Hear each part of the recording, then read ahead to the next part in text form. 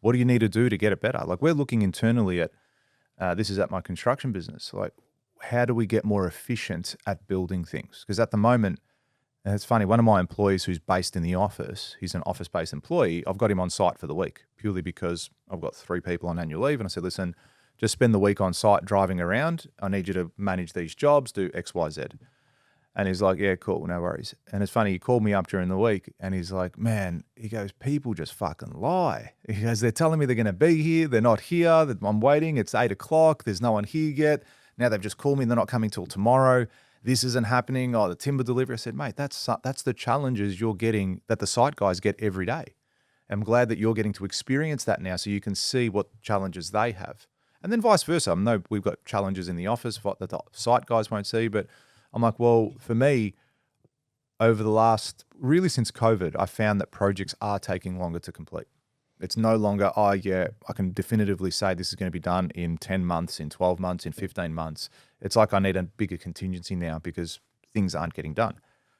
And that's a pain point for me in the business. So I'm looking at it, go, well, how do we build quicker? What's that gap? What do we need to fill? Is it a better team? Is it someone that's a gun that I have to pay 200 grand a year that delivers projects in 9 months? Or is it systems? Is it procedures? Is it we need to have weekly meetings? Like what is it to get that better? And that's a discomfort in the business at the moment for me, looking at how we deliver those projects sooner. So would you say you're going pretty hard? At the moment? Yeah, well, we are. I feel like, again, the last 6 months been pretty hard for sure in the sense of how much we're working to get stuff done. It's been a high pressure time. We've had 2 milestone projects coming to completion, which has been a great achievement. Like so proud of the team. Everyone's contributed, like every single person has contributed to these 2 particular jobs getting done. But it hasn't been easy. People have worked Saturdays, they've worked overtime. They've had some guys working till 8 o'clock at night. I've been here at 1:30 in the morning doing reports and shit like that. So it hasn't been easy, but it's when you get to take a step back and look at what you've achieved and accomplished, you go, okay, well, that was great. But looking back as well, I look at that and go, well, how do I do that better, more efficient, more profitable next time? That's my next challenge and next thing to look at. Because I could very easily say, okay, all right, we did it. Let's move on to the next one and not make any changes. That's the comfort level. That's that person putting their head in the sand and not really fixing anything and just going project to project or customer to customer and go, oh, this is hard. Building is fucked. This is no good. I can't believe no client pays on time. No, you need to put those systems in place to make sure you're getting paid on time. You need to put those things in place to make sure you're getting high quality trades, clients, suppliers, all that sort of stuff. I feel like in the construction space, especially, like that it's very, building is hard. Yeah, without a doubt. I play on that a little bit at events. I play on that a little bit at events because I'm trying to hit pain points when I'm speaking to them. But yeah, without a doubt, I speak to a lot of people throughout the day. I was telling you, my phone doesn't stop. And I had a call from someone from the building authority the other day. He wanted to come and do an inspection on one of my jobs. I was like, yeah, no worries. And we just started chatting for like 5-minute chat, just random guy, never spoken to him before. And he's like, oh, yeah, how you finding? I said, yeah, good. We're very busy. We've got lots on and it's always a challenge at this time of the project and so on and so forth. He's like, yeah, I used to be a builder. And he goes, I'm out now. He goes, he was a builder for 30 years. He goes, it was just the worst. It was so hard. It was the biggest slog. And now I'm doing this and consulting. And I'm finding that's a very common story with people for sure.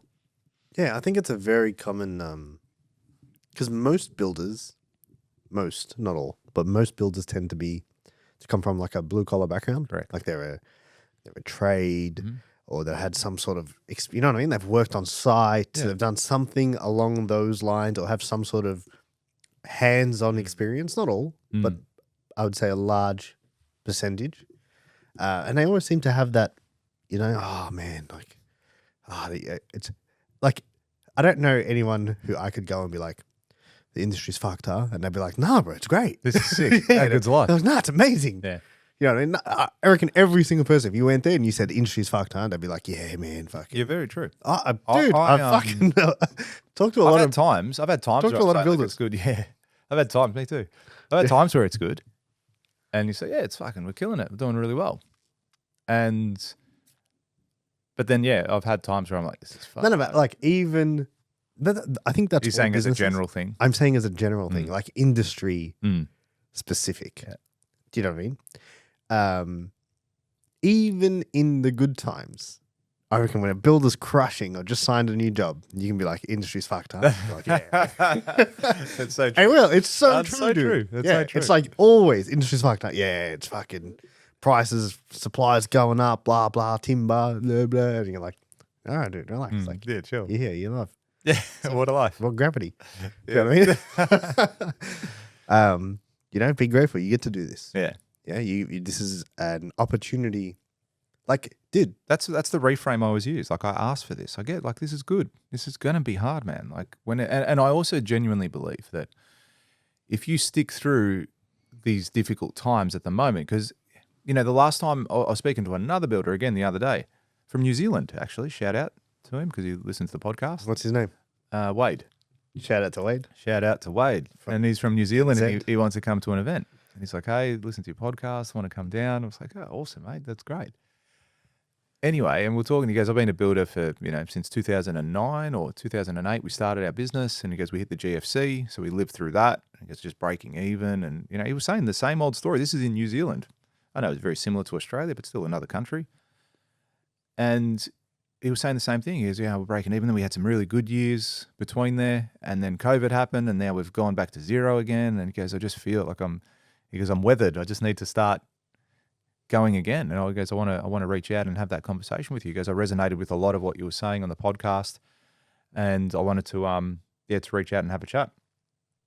But it's just, I think with that as well, as you said, it's a blue collar thing where they're very good. They're mentality. very good tradesmen and they're very good practitioners at what they do. But then when they step into that business world, it's a whole new ballgame when you have to start thinking about payroll and tax and suppliers and clients and processes. Dude. It's a completely different thing. Like Whole you're not even. You may as well go and like fuck. I may as well go and start a marketing company. Do you know what I mean? It's completely different from what you were doing. Yeah, chalk and cheese. You used to build shit with a Used to, hammer. yeah. And now you're not doing that and you're doing something completely different and you're expected to be a fucking gun at it, or you think Because- you're good yeah. at it because you know how to build. And that's like, the this problem. is not the same. And it's probably the same with every industry too. Yeah. You might be great. You might be a great fucking barista, make the best coffee, and then you go and open up a cafe and you're still making great fucking coffee, but You're not idea. you buy don't, stuff. yeah, like, Yeah. and then the tills doesn't balance, and then you get BAS, and you're like, what's BAS stand for? Like, what is BAS? I don't understand. Why do I have to pay super? And how do I calculate that? Does my accountant do that? Like, who processes this invoice at the end of the day? Like, how does it balance out? How do I reckon? You got to learn all that shit, and that is completely different from making a fucking coffee. Yeah, and it's ignorance there. Yeah, that's You just- right. It's not. It's what you don't. Ignorance does not mean you're stupid. Yeah. It means you don't Just know. don't know. You don't know what you don't know, and Yeah. it's not necessarily your fault. It is your fault if you continue to do that for 10 years. If you continue to brush it under and just get by, and that's the people that get in trouble at the end of the day. They're the ones that are going, oh well, I'm in debt. I'm this. I don't know what to do. I don't know how to price. I've got bad clients. Whatever it might be. That's a funny word. Hmm. The same person who called me last night. I was talking to him about the whole blah blah blah, and I'm like, cool. This is how tax works. PAYG, blah blah blah. So you need to go to an accountant now. It's the end of the financial year is finished. So now you need to book with an accountant and go. It was his first full-time job, so he had never done any of this. Young. And he's like, okay, cool. He's like, oh man, I hope I don't have to pay a lot of tax. And I'm like, dude, listen to me. I hope you do. Yeah. So I hope you do. He's like, why? He's like, because that means you're making money. That's what it means. I said, it's simple as that. And the government, the way it works, the government wants to take a slice. If you're making a lot of money, the government wants a slice. Yeah. And that's the way the system works. Okay. That's why we have clean roads. That's why you go outside and the air's clean and there's public toilets and blah, blah. Yeah. That's how it works. That's how the system works. Okay. And don't be afraid. Like he had this fear of paying tax and debt. And he's like, oh yeah, but like, imagine like you got to pay, and he was telling me about someone else that he knows that makes decent coins. Like that person pays, thousands and thousands of dollars a year in tax. I'm like, so what? Yeah. I'm like, dude, you can't be scared. If you're scared of that, you're never going to get it. Yeah. Do you know what I mean? Like you're going to just make it 18K a year. That's Yeah. it. You don't pay any tax. Yeah. How good will life be for you? If you like that clip and you want to watch another one, click just over here. And if you want to watch the full episode, click just over here. Don't forget to subscribe to the channel, and thanks for watching.